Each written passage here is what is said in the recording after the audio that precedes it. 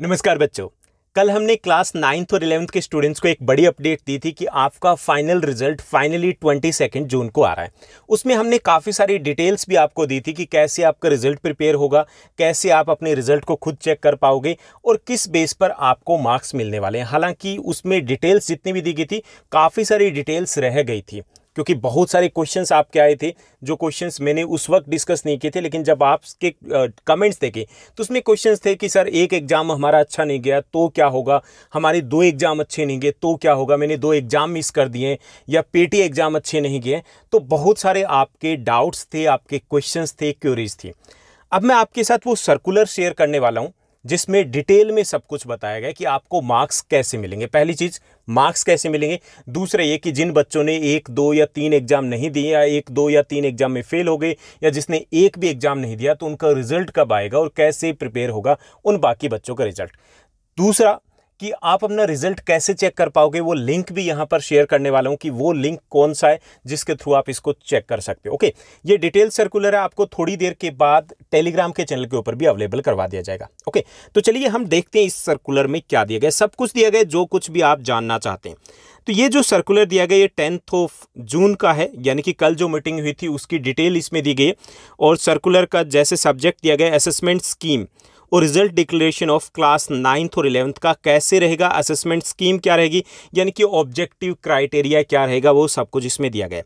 यहाँ पर शुरुआत में मेंशन किया गया कि शुरुआत में आप जो प्लानिंग थी डीओई की, वो प्लानिंग थी कि आपके एग्जाम होने थे, कब होने थे, मई और जून में शेड्यूल थे, मई से लेकर के जून तक चलने थे, लेकिन कोविड-19 के कारण उनको पोस्टपोन कर दिया गया था। और अब ये क्या हो गए, कैंसिल हो गए फाइनली। ये सब कुछ तो आपको पहले ही पता चल चुका है, लेकिन हमें जो देखना है वो देखना है कि असेसमेंट क्या रहेगा, आपको मार्क्स कैसे मिलने वाले। तो इसमें 2 पार्ट दिए गए। पहला असेसमेंट स्कीम और रिजल्ट डिक्लेरेशन को लेकर के किसमें दिया गया कि गवर्नमेंट एडेड स्कूल या फिर रिकॉग्नाइज्ड अनएडेड जो स्कूल है जिन्होंने अपने रिजल्ट डिक्लेयर नहीं किए हैं, ओके, उनके लिए ये सर्कुलर है कि for the schools who have completed all their examination, कि जिन्होंने अपने सारे एग्जाम ले लिए हैं। ओके, जिन स्कूल ने, कुछ स्कूल ऐसे रहे होंगे जिन्होंने सारे एग्जाम ले लिए, जैसे मिड टर्म भी ले लिया, एनुअल भी ले लिया, तो अपने रिजल्ट उसी परफॉर्मेंस के बेस पर डिक्लेयर कर सकते हैं। ओके, यानी कि उनके लिए तो कोई डाउट ही नहीं है, उन्होंने एग्जाम ले लिए और एग्जाम में जो बच्चे पास हैं वो प्रमोट हो जाएंगे, जो पास नहीं है वो रह जाएंगे। ओके, उसके बाद जो स्कूल, काफ़ी सारे स्कूल ऐसे होंगे जिन्होंने मिड टर्म एग्जाम अकेले लिए। ओके, तो मिड टर्म एग्जाम जिन्होंने लिए, जैसे इसमें मोस्टली गवर्नमेंट स्कूल आ जाएंगे, उनके मिड टर्म एग्जाम हुए, उसमें भी 1 या 2 सब्जेक्ट रह गए, संस्कृत रह गया या सोशल साइंस रह गया, लेकिन फिर भी मान सकते हैं कि मिड टर्म एग्जाम हुए हैं उनके।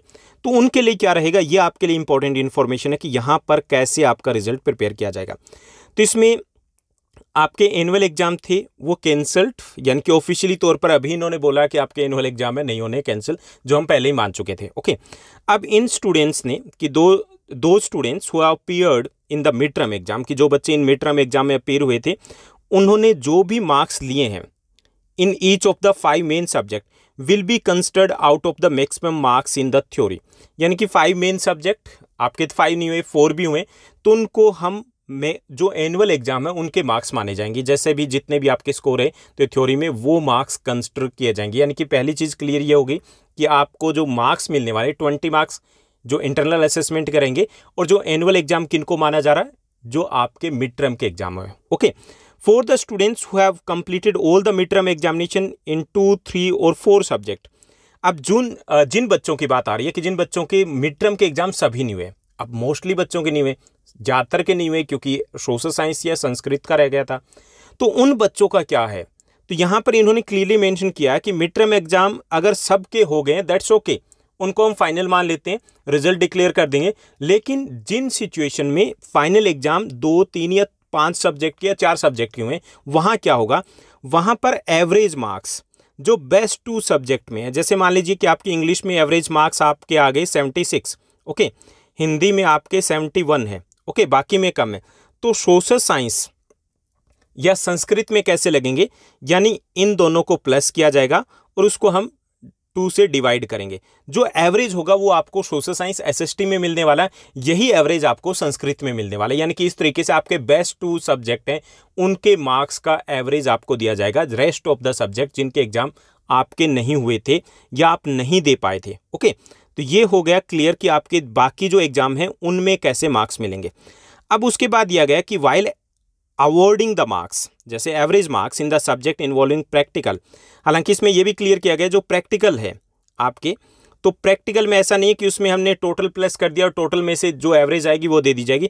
उसमें ये ध्यान रखना है कि थ्योरी अगर 60 मार्क्स की है तो 60 मार्क्स के एवरेज के हिसाब से मिलेंगे, यानी कि हमने टोटल कर दिया और टोटल के हिसाब से एवरेज देना है, उसी एवरेज को लेंगे। तो ये तो कॉमन सी बात है कि सबको पता है कि अगर किसी सब्जेक्ट में प्रैक्टिकल है और वो सब्जेक्ट 60 का है तो उसमें 60 में से मार्क्स दिए जाएंगे, न कि 80 में से मार्क्स दिए जाएंगे।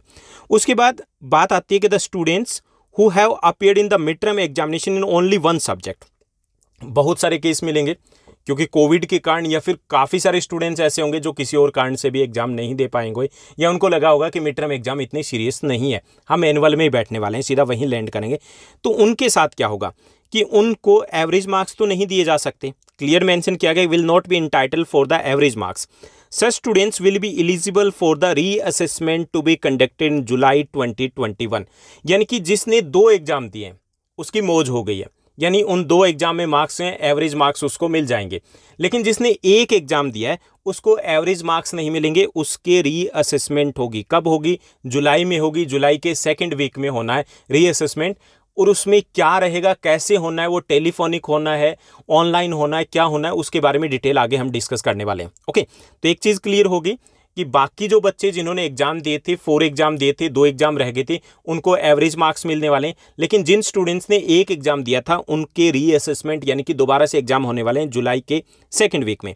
उसके बाद the students who have not appeared in the mid term exam in any subject, कि जो स्टूडेंट जिसने 1 भी एग्जाम नहीं दिया उसको क्या होगा कि उसका भी रीअसेसमेंट होगा, यानी कि उसको भी एक सेकेंड चांस मिलने वाला है। उस वक्त नहीं दे पाए, किसी भी कारण से नहीं दे पाए, आपका मेडिकल आपने दिया, एप्लीकेशन दिया, नहीं दिया, कोई मैटर नहीं करता, आप रीअसेसमेंट के लिए अपीयर हो सकते हो जो जुलाई के 2nd वीक में होने वाले। यानी कि चाहे 1 एग्जाम आपने दिया या फिर कोई भी नहीं दिया, तो भी आप एक बार ये सोच सकते हो कि अगर आपका रीअसेसमेंट होता तो आपके पास चांसेस है नेक्स्ट क्लास में प्रमोट होने के। The result will be declared on the performance of the students in the examination और average marks as per the promotion policy.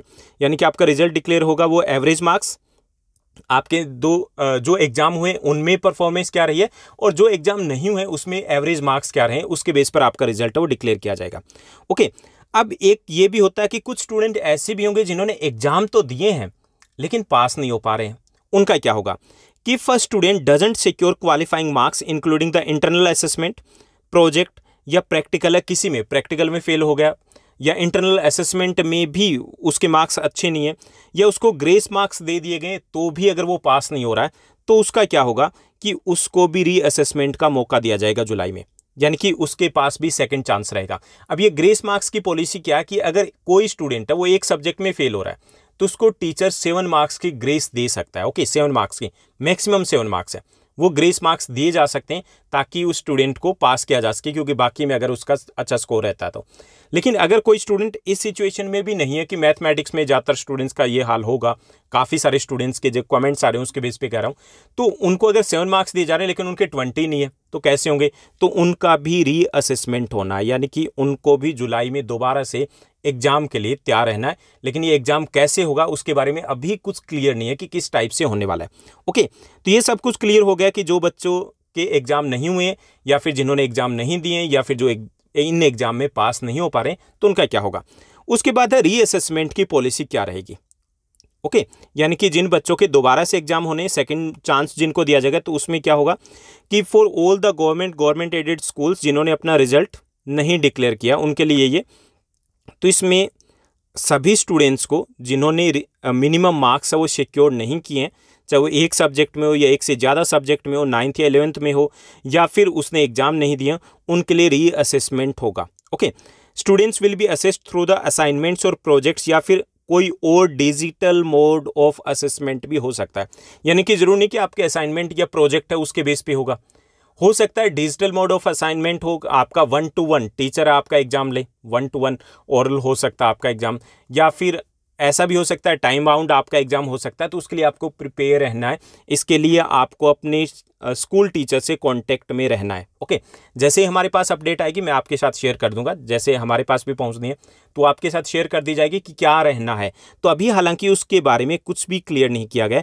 Guidelines and time schedule for reassessment will be issued shortly, यानी कि कुछ दिनों में detail में guidelines आने वाली है कि रीअसेसमेंट का क्या क्राइटेरिया रहेगा। ये नहीं कि अपनी मर्जी से पास कर दिए जाएंगे, कि आपके प्रोजेक्ट्स के कितने मार्क्स होंगे या फिर आपके असाइनमेंट यानी कि वर्कशीट के कितने मार्क्स दिए जाएंगे, और ऑनलाइन अगर आपका एग्जाम होता है तो वो क्या रहेगा। ओके, तो यहाँ जिन बच्चों का कुछ भी डावाडोल है, अगर उनको लग रहा है कि नैया डूब सकती है या एग्जाम नहीं दिए हैं, तो वो बच्चे तैयार रहें। अपने प्रोजेक्ट हैं अभी तक सबमिट नहीं करवाएं तो रेडी कर लीजिए। अगर आपने सबमिट नहीं करवाए, बनाया तो उसको अपने पास रखिए ठीक से, नहीं बनाए तो उसको रेडी कर लीजिए, क्योंकि वो इंपॉर्टेंट रहने वाला है। रीअसेसमेंट के लिए अब भी मौका दिया जाएगा, उसको सबमिट करवा पाओ। ओके, उनके लिंक मैं आपको डिस्क्रिप्शन बॉक्स में दे दूंगा कि आपको प्रोजेक्ट कैसे बनाने, और सारी वर्कशीट है वो ऑलरेडी अवेलेबल है चैनल के ऊपर, तो वहां से आप एटलीस्ट 50% अपनी वर्कशीट है वो कंप्लीट कर लीजिए। तो ये रहेगा रीअसेसमेंट के लिए। अब इसके साथ साथ आपके रिजल्ट के रिगार्डिंग बहुत सारे इंस्ट्रक्शंस और भी दिए गए जो स्कूल के लिए, टीचर्स के लिए, वो भी मैं आपके साथ शेयर कर दूं कि आपका रिजल्ट कैसे और कब मिलने वाला है। कि आपका एनुअल रिजल्ट है वो 22 जून को मिलेगा, जो हमने कल ही आपको बता दिया था, इन्फॉर्म कर दिया था कि 22 जून को आपका रिजल्ट है वो डिक्लेयर किया जाएगा। लेकिन आप में से किसी को भी स्कूल नहीं आना है। ओके, क्लियरली मेंशन किया गया, heads of school should not call any student in the school physically for result. कोई भी बच्चा स्कूल नहीं पहुंचेगा। ओके, आपका रिजल्ट ऑनलाइन अवेलेबल होगा, जिसका लिंक यहाँ पर दिया गया, और ये लिंक मैं आपको अवेलेबल करवा दूंगा डिस्क्रिप्शन बॉक्स में भी, और टेलीग्राम के चैनल के ऊपर भी अवेलेबल हो जाएगा। वहाँ से आप चेकआउट कर पाओगे और यहाँ से आप नोट भी कर सकते हो। यानी कि डीओई की हमारी जो ऑफिशियल वेबसाइट है उसमें होम पेज के ऊपर जाना है, यानी कि डीओई की वेबसाइट के ऊपर जाओगे, होम पेज के ऊपर जाओगे, वहाँ पर एनुअल रिजल्ट 2021 दिया होगा। वहाँ पर आपको अपनी ID, स्टूडेंट ID, सबको पता है स्टूडेंट ID है, वो डालनी है और डेट ऑफ बर्थ डालनी है, बस आपका रिजल्ट निकल के आ जाएगा।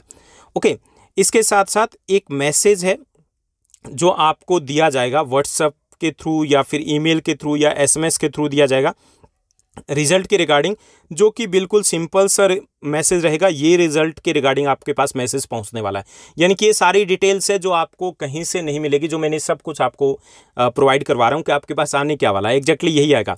Dear parents, congratulations, it gives me great pleasure to inform you that your ward master और मिस, जो भी आपका नाम है, स्टूडेंट ID मेंशन होगी, is promoted to class 10th। भाई बिल्कुल सुकून वाली सी बात होगी, मज़ा सा आ जाएगा।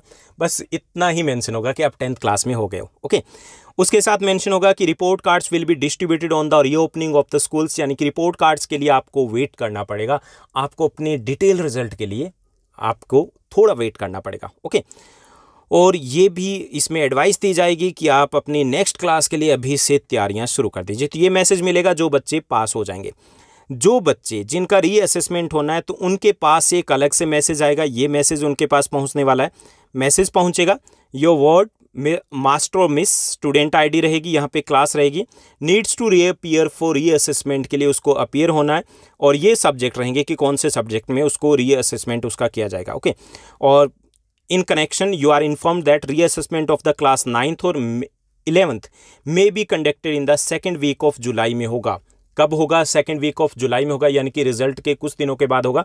तो उससे पहले आपको आइडिया लग जाए किस तरीके की आपकी प्रिपरेशन होनी चाहिए। तो ये मैसेज उनको मिलेगा जिन्होंने एग्जाम नहीं दिए, जिनके एग्जाम खराब गए हैं या ग्रेस मार्क्स मिलने के बाद भी वो पास नहीं हो रहे, तो उन स्टूडेंट के पास ये मैसेज पहुंचने वाला है। तो आपको मेंटली तौर पे तैयार रहना है, लेकिन टेंशन नहीं लेनी, नीड नॉट टू वरी, क्योंकि आप यहाँ पर दूसरा चांस आपको मिलने वाला है अगर आपने पहली बार कोई गलती की है तो। ओके, ये सब कुछ यहाँ पर इस सर्कुलर में दिया गया। यहाँ पर बाकी डिटेल्स जो है वो आपको आपके साथ शेयर कर दी गई है।